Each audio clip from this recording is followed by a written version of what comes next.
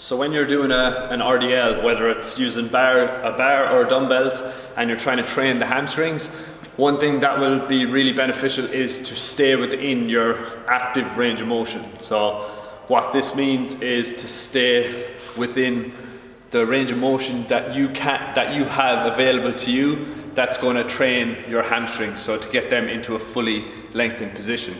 This is going to be different for different people depending on the length of your hamstring and your mobility, but what often happens is people will do an RDL or any hip hinge variation, and you'll get to a point where your hamstrings are in that fully lengthened position, and if you go any lower, all that's going to happen is your back starts to go into flexion.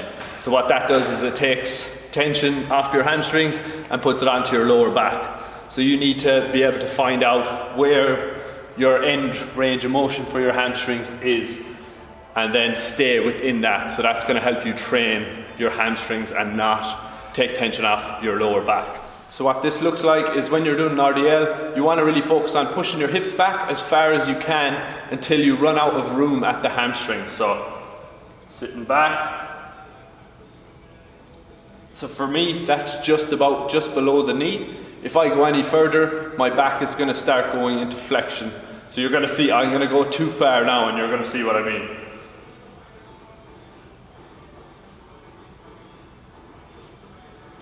So that's too far for me, that's out of my active range of motion. Now I'm going to stay in my range.